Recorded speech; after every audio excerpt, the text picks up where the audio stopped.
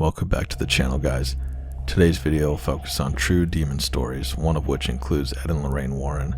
Before we jump into those, if you haven't yet, please make sure to hit the subscribe button and that notification bell, as I will be posting about 100 or more videos this year and trying to keep a very active pace. Don't want you guys to miss out on new videos. And if you can, please hit that like button and leave a comment after the video, as I appreciate all the support I can get as a brand new YouTuber. Alright, let's dive right into the stories.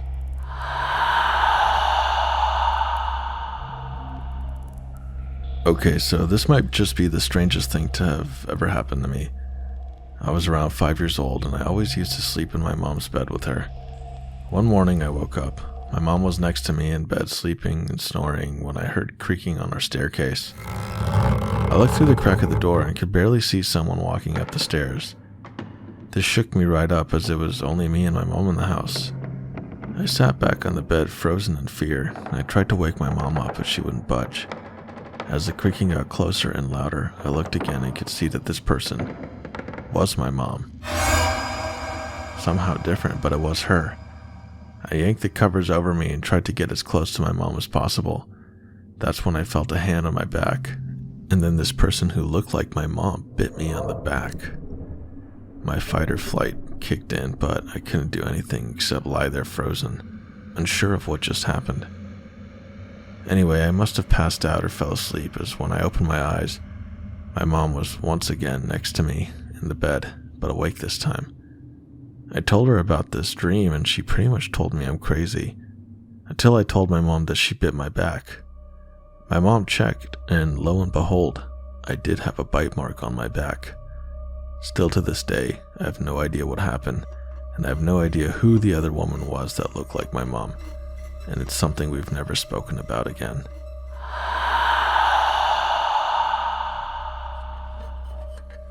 My dad was a truck driver when he left the military in the late 2000s. By the time me and my siblings were born, he only drove in our home state of Texas, and summers were extremely busy for him. This incident happened in 2006, on one of his extended trips across Texas. I believe he was driving south of 281. He was getting pretty tired when he pulled into a truck stop. He was making his way to the on-site convenience store when he noticed a young woman pacing back and forth at the front of the shop. She looked to be in her early 20s, slim, very pretty, and wearing a tank top with cut-off shorts, according to my dad. Normal attire for Texas summers. She was carrying a plate covered with aluminum foil, as if she was making her way home from a family barbecue. He finished his business in the store and headed back to his truck. As he got in, he was stunned to see the blonde woman was now sitting in his passenger seat. He was utterly shocked. He had no clue who this woman was, or how she got past his locked doors. My dad was always very vigilant on the road, and he never left his truck unlocked. He demanded that she get out of his truck. He wasn't afraid at this point, but something felt off about this mysterious woman. She sat there and looked at him, with the covered plate on her lap, not saying a word. For a moment he wondered if he should just get out, walk over to the passenger side door, and just yank her out of the cab, but he decided against it. I'm still not sure why. The whole thing was beyond strange. So my dad, against his better judgment, turns his rig on and drives off. The blonde woman still in his passenger seat. A few miles up the road, he attempts to make conversation. I guess he was trying to quell the extreme discomfort he felt. He asked her name, but the woman remained silent. As he continued down the highway, lustful thoughts began to creep into my dad's mind. I'm sure it had been a while since he'd last seen my mother out there in the rural Texas roads. Who would find out just this one time? What could happen, right? My dad put his hands on her thigh, right above her knee. As soon as he touched her, the woman turned from a gorgeous young woman into some kind of hellish monster. Her face turned rugged, and her eyes were now black pits. Her teeth had turned into sharp fangs, with a long, unnatural tongue. The demonic figure let out a guttural hiss and from the plate she was holding came a bunch of slimy movements, as if there were a pile of writhing worms beneath the foil. A putrid smell permeated the truck's cab, and my dad quickly turned his face from her and managed to bring the truck to a stop on the side of the road. As the truck came to a halt, my dad opened his door and jumped out of the truck.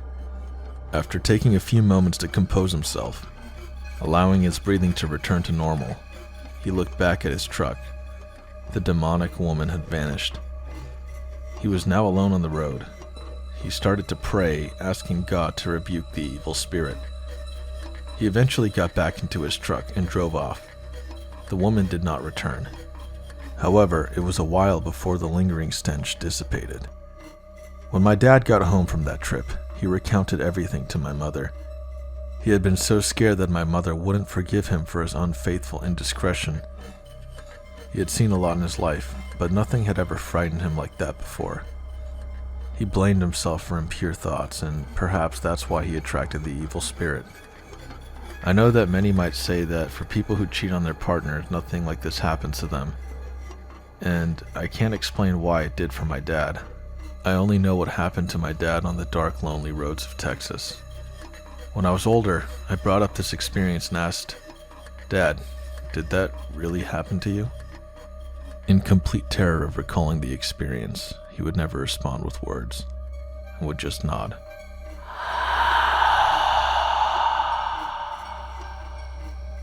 I've been asked over the past 6 years to retell this story over and over by other airmen, so I feel it is necessary to share with everyone.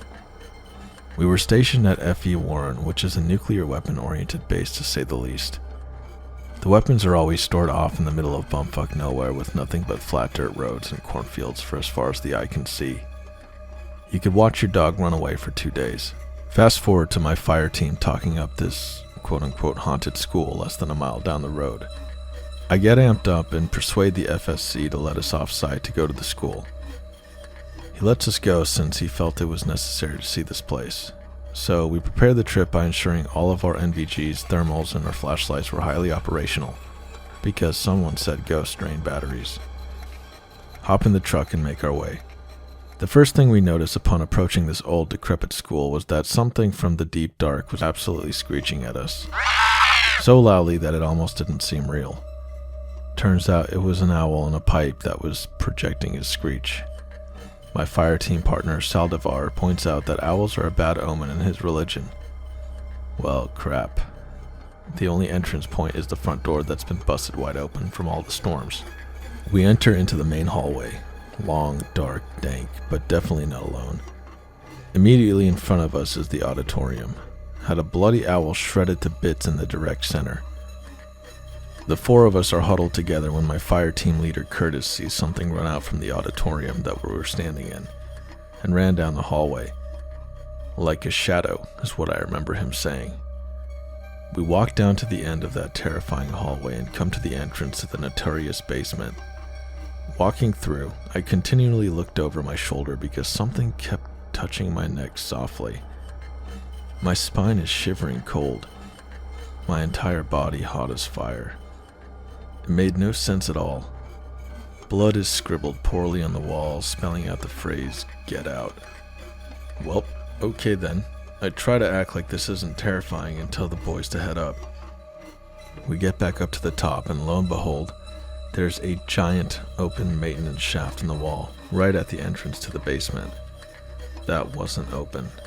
Walk back to entry of the hallway and attempt to turn on the devices we had. NVGs were at low battery. This is where it gets weird. We're in a line formation, basically 4 dudes crapping their pants in a row staring off into this dark, horrifying long hallway.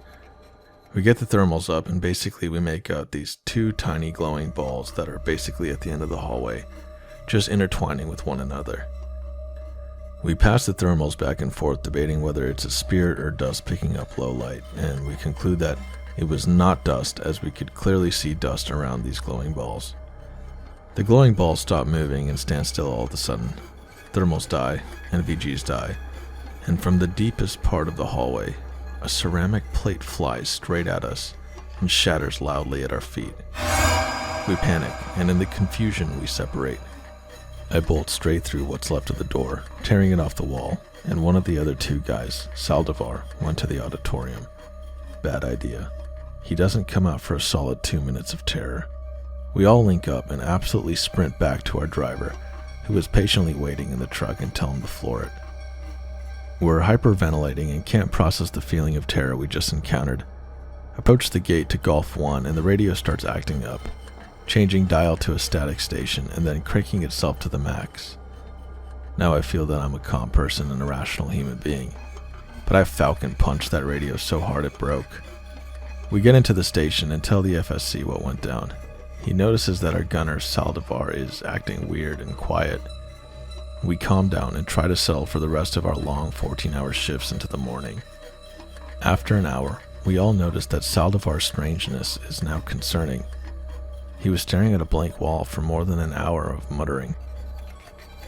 We went up to the FSC desk and brought the concerns to him.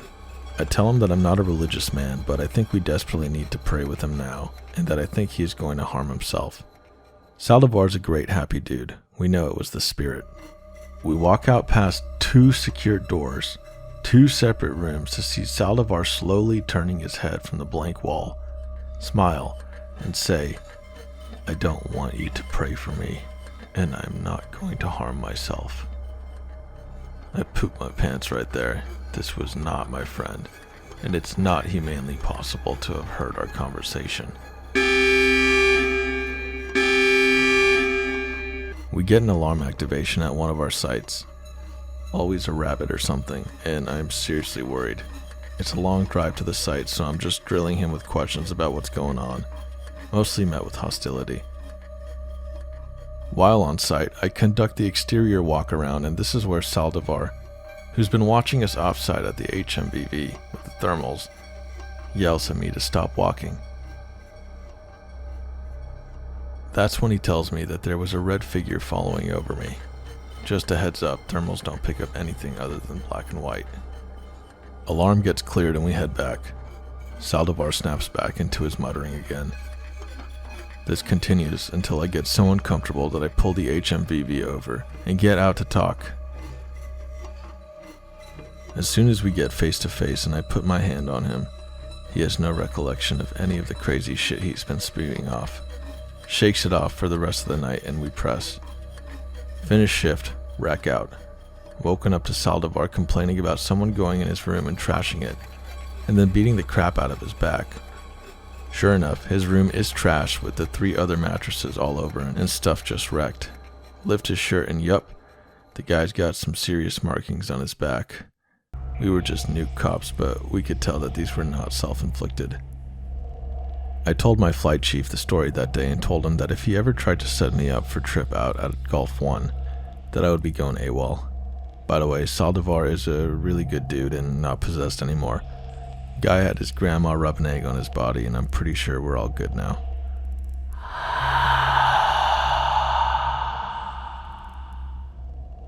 My mother went to Eastern Washington University and stayed in one of the houses the locals rented out to college students. I cannot give the exact age of the house, but it was old enough to have a built-in button on the floor that would call up to the servants in the attic, so the house was relatively old. During her studies there, she had 3 different roommates. My uncle was the first, who then was replaced by my mother's best friend, who was replaced by my father.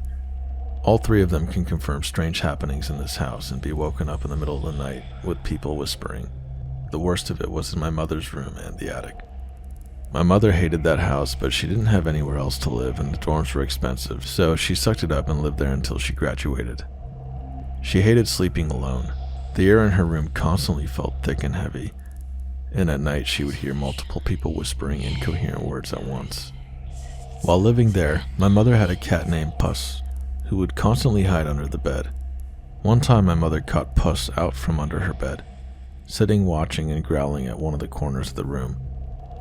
My mother went over to Puss, confused at what she was looking at, until she saw a black figure in the corner slowly start to move upwards towards the ceiling.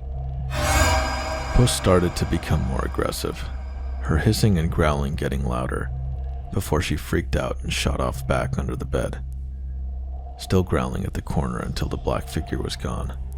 My mother, had never seen Puss act like this, since Puss was usually a very loving and happy cat, but whatever that was clearly terrified her cat. Sometime later, my mother was talking with a friend who was excited to be touring two famous paranormal investigators around the college and town, showing them supposed haunted places. My mother brought up the fact that she has always had weird stuff happening in her house and thinks it may be haunted. Her friend got excited and begged her to let him bring them to her house. My mother refused since she wasn't willing to stay up late for some people that she doesn't even know. My mother didn't know at the time who these investigators were, since she never really kept up with paranormal stuff. Believing it can let evil into your life, she only knew that they were on quite a few popular talk shows at the time. These two investigators were Ed and Lorraine Warren. Around midnight, my mother's best friend comes to her and tells her that there are people at the door wanting to speak to her. Confused, my mother got in a robe and went to the front door. There, she saw her tour guide friend with 12 other students behind Ed and Lorraine Warren. Lorraine asked my mother if they could come in, as their guide told them that it is possible her house is haunted. My mother agreed and let them all in. Lorraine asked my mother where in the house is the haunting more active, and my mother told her that it was in her bedroom, that she would take Ed and Lorraine there, but everyone else had to wait here. They agreed, and my mother took Ed and Lorraine to her room. When my mother entered her room, she sat on her bed and asked if they could feel it, how heavy the air was. Ed and Lorraine agreed that the air was heavy, similar to some of the haunted places they have been to. Lorraine walked around the room, and then to the closet and asked if she could hear voices here. My mother broke down crying and said she could hear them every night, and that it kept her up at night. Lorraine told her that it was possible that her closet is a doorway for those who passed on, or even a doorway to hell. My mother continued to cry before Lorraine came over to her and told her that the reason this stuff is happening to her is because of her mom's family, that the women have some connection with those beyond, and that it's possible that they are psychics which make the dead attracted to her. My mother then told Lorraine about the black figure. Lorraine told her that it wasn't from this house, but it was connected to her family, mainly her dad's side, and that it most likely went after her grandfather, her father, and now her. The figure isn't a ghost, rather something purely evil that wants her. Fearful, my mother asked them if they could bless her room, which they did, and after further investigation of the house, Ed and Lorraine told her that her house was the first place that actually showed any activity or signs of a haunting in the whole area. After they finished blessing the house, Ed and Lorraine left. Time passed and my mom's best friend moved out and my dad moved in. The activity in the house still continued even after the blessing. At first, my father was skeptical of the house being haunted until one night, while sleeping in my mom's bed, he heard the whispering. He asked my mother what she said, and she told him she didn't say anything. After a few moments of silence between them, she asked if he could hear them. Confused, my father asked what she was talking about, and she told him the whispering. He then agreed that she heard the whispering and asked where it was coming from, which she then told her it was from the closet and it happens every night. Sometime after, my father got curious about whether or not the servants button still worked. Originally, no one had ever been up to the attic. Both of my parents made their way up to the attic but never reached the top, since on their way, both of my parents felt like they couldn't breathe, as if the temperatures dropped to freezing temperatures, and my mother started to panic as she felt like she was being choked. She quickly told my father to turn back around because it felt as though they were not wanted up there. Not wanting to upset my mother more, my father agreed and turned back around, never to go up there again. Once my mother graduated college, they moved out of the house and strange events continued to happen, no matter where they moved. Around the time I was born, my parents lived in a rather small house with my two older brothers.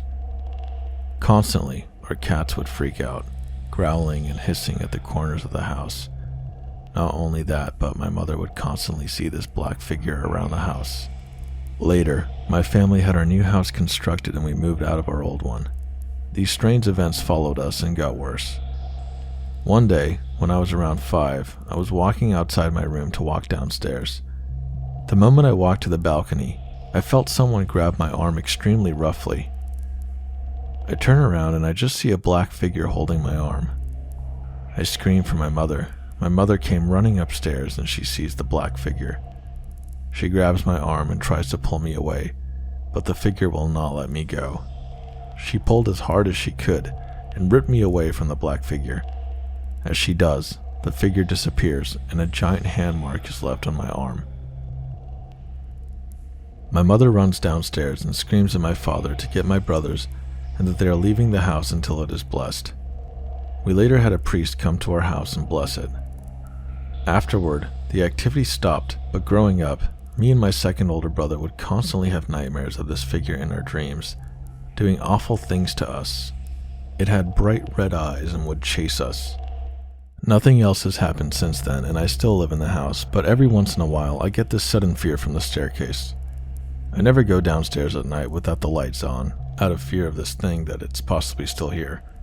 I had spoken to my mother about the dreams and stuff that happened to her, but she tries to avoid talking about it since she believes the more we talk about it, the more it would come back. She has told me, though, that she spoke with my grandfather about this figure who refused to talk much about it since the first time she brought it up with him, he went pale as a ghost. He said that the figure used to torment him as a child, and his dad would tell him about the figure and how it would come for him as it did with him. My mother didn't realize that it was Ed and Lorraine until we were watching a documentary about them, and she points out that they were the ones who came to her house. I was speechless and she was confused as I told her that they were the Ed and Lorraine Warren, the most famous paranormal investigators, and that they were the ones who started publicly doing paranormal investigations, and now there are famous horror movies that involve them. My mother freaks out and tells my father about it, and while my father was shocked, he didn't think much of it. I apologize if my story's a little all over the place, but this was my best attempt to explain my mother's story and my experience, since my mother doesn't like to talk about it much out of fear. To be honest, while writing this, I had to get up and walk around a few times since my computer is set up near the area I was attacked, so I had to go to a different room every once in a while because I felt freezing cold and felt like something was behind me.